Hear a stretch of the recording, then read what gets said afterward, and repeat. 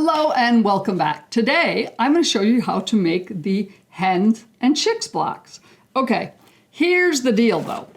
The pattern that I have calls it, hang on here, hens and chicks. But when I went out and Googled it, I did not find this design referred to as hens and chicks anywhere.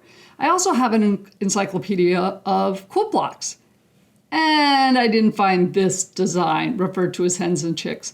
So I'm going to figure out what this might be referred to in other places, but for this purposes, the pattern I'm using refers to it as hens and chicks. So I'm going to show you how to make this. This is another one of our barnyard quilt blocks. So stay tuned and learn how to make this cute quilt block.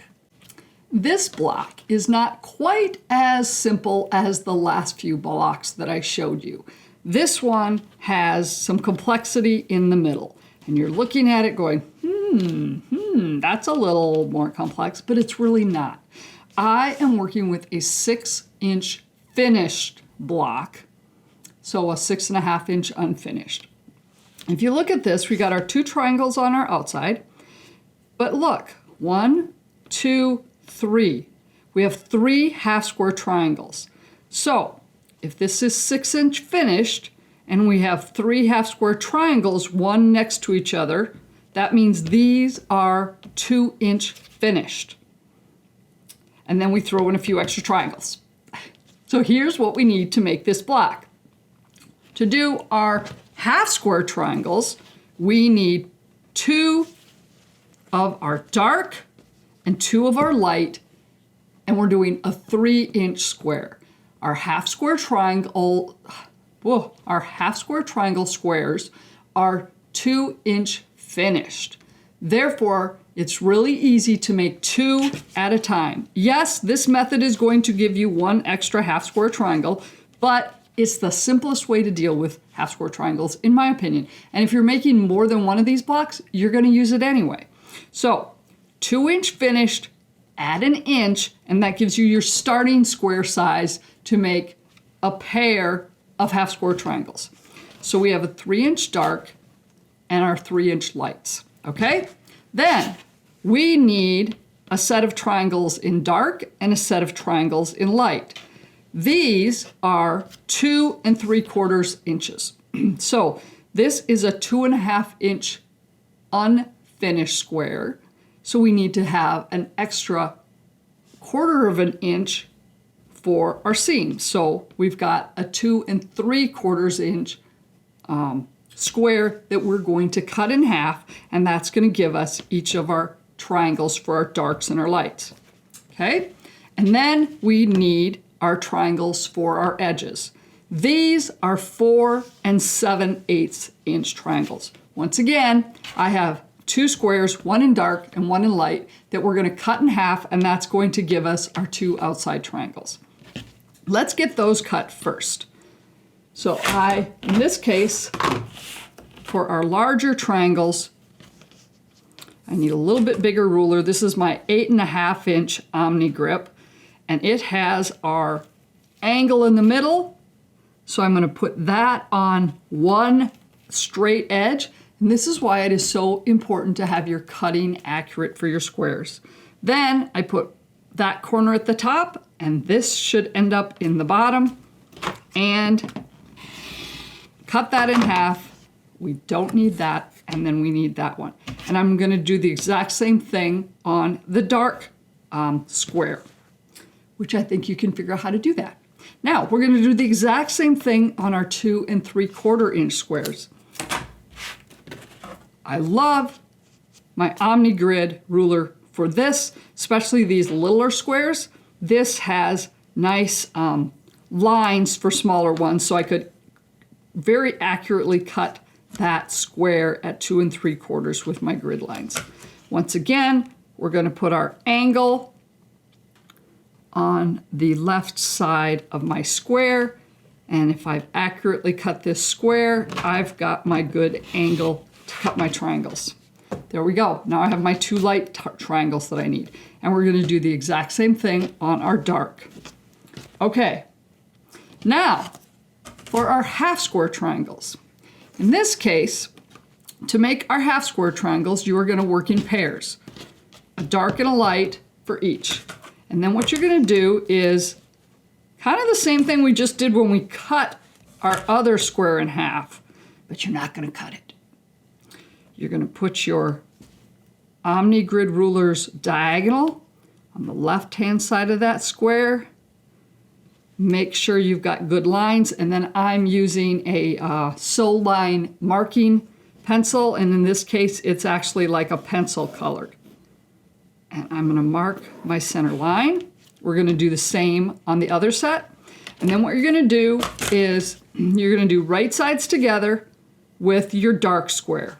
And you can mark your dark or your light. So I happen to have another sew line that has a pink marker in it, so I could have very well, yeah, the back of the black is actually a light colored. So I'd probably still use my darker marker for that. So then we're going to put our squares right side together after we've marked them. And then you're going to go to the sewing machine and you're going to sew 1/4 inch on either side of your line. Do not sew on the line. 1/4 inch on either side, and then we'll be able to cut those in half, and now you're going to have 2 half square triangles that we'll need to trim up. So that will have everything we need to start putting things together then. Now that I have my squares sewn on 1/4 inch on either side of the line, I hope that shows up there. Now we come and we cut on the line. A lot of times I'll just grab this and I'll take it over to the ironing board where I have a set of shears and I just cut on the line. Or you can grab your rotary cutter and a ruler and cut on the line as well. And then what you want to do is I press to the dark in this side. So both of them are pretty dark. So I just finger press those. And you're going to do that, and you're going to end up with 4 of these half square triangle blocks. Key thing is make sure that you press these before we move on to the next step. These need to be a finished size of 2.5 inches. And so I had you cut them 3.5 inches squares to sew together, cut in half, and then you get a it's like 2 7/8 inch. What does it end up being? These are like 2 5/8 inch squares, which are perfect because guess what? See, I've already pressed this one because you don't want to trim these until you press them. So the reason I had you cut 3.5 inch squares is this gives you the wiggle room to trim these down exactly to the size you need. So in this case, my OmniGrid ruler, I put the angle of the ruler on the angle of my square, making sure my 2.5 inch is there, and I have plenty of trimming on either side at the bottom, and I can trim at the top. So here we go.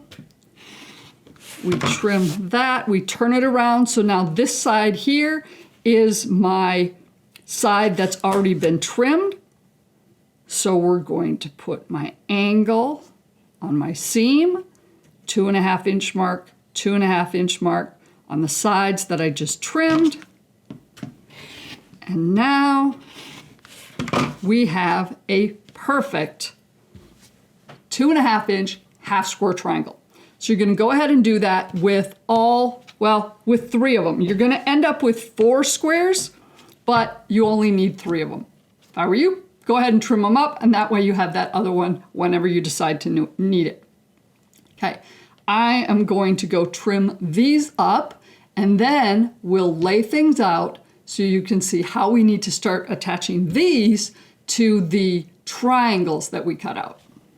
Now that we have our half square triangles are done, you want to lay them out, having the dark at the top on both sides. Now we're going to grab our half square, our triangles, and we're going to fill them in where they need to go. So our darks are on the opposite side, so they're next to your lights, and your lights are on the other side. So there we go. Now you have this nice pretty line, and you're going, okay. So now how do we put them together? Very easily. You're going to work in rows. So this one, pull it out, and it helps to have it laid out like this to start with, and then just work from there. So what you're going to do is you're going to take this triangle and you're going to lay it on top of, you take this square and lay it on top of your triangle and line up this corner. So yes, you're going to have these little dog ears hanging out the edge. That's okay. And then make sure, in my opinion, you want to pin it. Keep these nice and secure, and it helps you know, sew on this side, don't sew there. You're going to be very unhappy when you do that, because believe me, I've done it multiple times. I've taken it to the machine and have pinned it a little bit funky, and I'm like, which seam am I sewing? This seam, this seam. Okay, we're going to do the same on this one over here. So we're going to pull this little guy out, and I'm going to put that angle on top of there. And in this case, I like to have my seams up when I do this. So it's like, okay, I'm sewing here. So when you flip it, yes, yes. Keep your corners. So basically, you want to sew there, the way I flipped it. So I'm going to pin that, so my pins are pointing at the seam I want to sew. Okay, this one, you're going to need it in 2 steps. So I'm going to actually, let's do the bottom one because it's the easiest. So I just flipped it down, and we're going to get that over there. And this way you can get 3 of these sewn all in one pass over to the sewing machine. Okay, so we're going to go and we're going to sew these, and then you're going to come back, and in this one, flip it up, and what I would suggest you do is lay it out again. Make sure they're all laid out right, and then you're going to go, oh, this baby has to come right there, so you can come back and pin it and have it done right. But I'm just going to leave it there for now, and then I'm going to come back and grab that after I make sure I have everything right. So then we're going to have our nice middle section completed. Now that you have each of your rows laid out, then you come back and lay them out. So easiest thing is make sure your squares are in the middle at an angle. You've got your dark triangles on the light side and vice versa with your light triangles. Okay, there we go. Isn't that pretty? Now, we're going to put this little baby together. In this case, you're going to match your the seams of your blah, blah, blah, blah, blah. The seams of your rows. So in this case, basically we want this in angle, so we're going to match these seams. So just flip that over, and we're going to match that seam up. And yes, you're going to have these things hanging out the edge. Yep, that is just the way it is, but keep everything matching on the straight, so your blocks and your triangle edges there are straight together. So I'm going to pin this. So we're going to do this one together, and then we're going to come back and do the next one. The one thing I want to point out as you're sewing the seams for putting your triangles on your squares, on your half square triangles, it is much easier to keep things straight if you actually start sewing at the angle at the top where you don't have this thing hanging out. I oftentimes have my half square triangle on top, which means I'm starting this way. Well, trying to keep that thing straight as it is just is a little trickier. So you might just want to say, fine, I'm going to sew with the half square triangle on the bottom. So I'm starting with a nice square top. I can keep this point accurate at the very bottom. I think that will help you keep these in line and not have this corner go wonky on you when you're trying to get started on that corner. So I'm going to go sew this, and then we'll put the next piece on. So I've got this one sewed on. And another thing is that as you're sewing, you're going to want to hit that seam right there where all of these should cross, and that should be a nice pretty point for your 1/4 inch so your seams of your triangles match. And also you're going to have these things hanging out at the bottom. The purple thing comes in very handy to make sure as you finish up your stitching to hold this all in place and hold it there as it goes through your presser foot to keep that little end of that triangle from not scooting all over the place where you don't want it. Okay, and then in this case, we have a lot of seams matching here. So this is the perfect time to use our little trick of turning this into a pinwheel. Just twist these seams a little, and you'll see it, and you'll turn it into this little pinwheel for your seams. Otherwise, that's a heck of a bulk in the middle. Okay, so now we've got that, and then every time I come back and go, okay, where does this go? Lay it out, and remember, this triangle is going to line up with this one. So, and your half square triangles are all in a row. So now we're going to take this last row and lay it on top of this and match our seams. So once again, get those seams matched up and keeping our straight of our blocks and our triangle with the straight on the other side. So we're going to go and sew this seam, and then we'll have our middle section done. And then all we need to do is put on the last 2 big triangle pieces. Now that I have my centerpiece done, we're ready to add the 2 triangle pieces. So you've got your large black and your dark and your large light. Don't do what I did and put them on the opposite sides. Pay attention. You want your dark color opposite your light triangles and your light triangle opposite your 2 dark triangles. Okay, so here's the deal. To get these on here, it should be that you should be able to just lay them on here. Let's do it this way. And have a nice 1/4 inch on either side. Well, here's the deal. I'm kind of particular sometimes.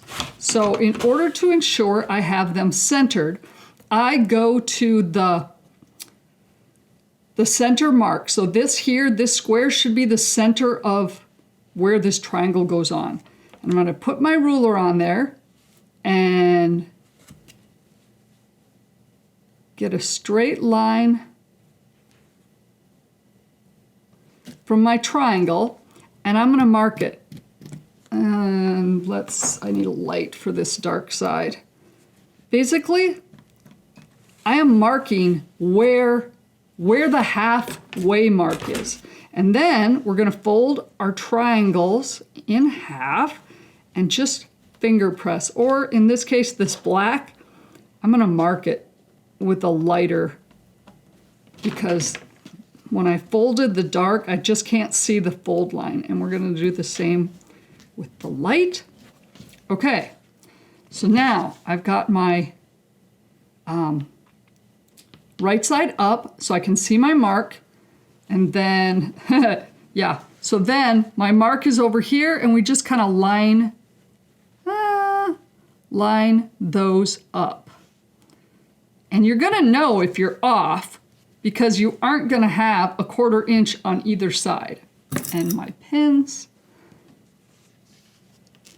So essentially, we're gonna line that up Okay, and we're going to pin that, and then we're going to do the exact same thing on the other side, making sure I keep my other fabric out of the way. There's my line. I can mark it, and this is totally up to you, how you want to mark it, how you want to make sure that you get this other triangle on here. It's nice and centered. You know, you could just center it and then take a little ruler and go, yep, oops, I need a little further this way to have my 1/4 inch of my triangle hanging out, and I've got a 1/4 inch there. So we're in good shape. Basically, the key thing though is you want those 2 big triangles centered on there. So otherwise your square is going to be a little wonky. Okay, so I have those 2 pinned. I'm going to go take them to the sewing machine, and then fingers crossed we've got a nice 6.5 inch square when we're done. And there we have it. We have our hens and chicks block. Yep, it turned out very well. As you can see, I still have my dog ears hanging out here that we'll just trim those off. But if everything got centered right, your edges of your triangle that you just put on should be even with your squares. It should all end up being nice and square, and it should end up being a 6.5 inch block. Yay, it is. There we have it. One of the gotchas that I found with this pattern, it's a little more advanced because of the thing in the middle, the half square triangles and triangles in the middle, is the pattern told me to cut 2 7/8 inch triangles, HSTs, half square triangles for that. Well, I made blocks twice, and I was very unhappy with my results. I mean, these triangles were just hanging off the edge here, and they were not lining up right. Well, then all of a sudden it's like, okay, wait a minute. Let's face it, sometimes patterns are wrong, and you have to scratch your head a little bit and go, let's think about this. So my squares here, I trimmed to be 2.5 inches. And if I'm lining up the edge of the triangle that I'm attaching to one side, then I only need a 1/4 inch off of this end for things to line up, to take into consideration the 1/4 inch seam, which meant I really only needed a triangle that was 2 3/4 inches, not 2 7/8 inch. So after I got this all put together and was so unhappy with it, and just things weren't lining up, I went, okay, wait a minute. Refigured things out. I trimmed my triangles down to 2 3/4 inch triangles. And that's when I got this result. So much better. So don't be afraid of questioning a pattern if you're just not getting the results. Stop and think about what you're trying to do. And guess what? I ended up with a perfect 6.5 inch block when I did that. So something to be aware of. Take care and have a great day, and thanks so much for watching. Thank you so much for watching. I very much appreciate it. If you want to make sure you don't miss a single video I published, hit the subscribe button below and then hit the bell icon. And that way you will be notified whenever I publish a new video.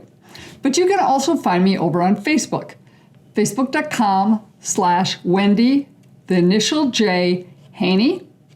Or I have a Facebook group for those of you that love quilting, needlework, books, wine, and wellness.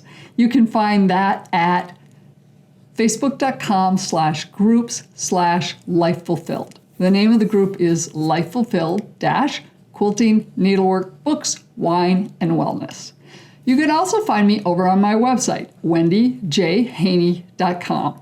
I will be doing more blogging over there eventually, as I get more of my videos done. I'll be blogging about those. But also, maybe you see some things that I'm making here and you're going, ooh, wow, I just don't want to make that myself. Well, a lot of those products will end up over there on the website that you can purchase for your friends and family. Once again, thank you so much for your support, and I appreciate you watching.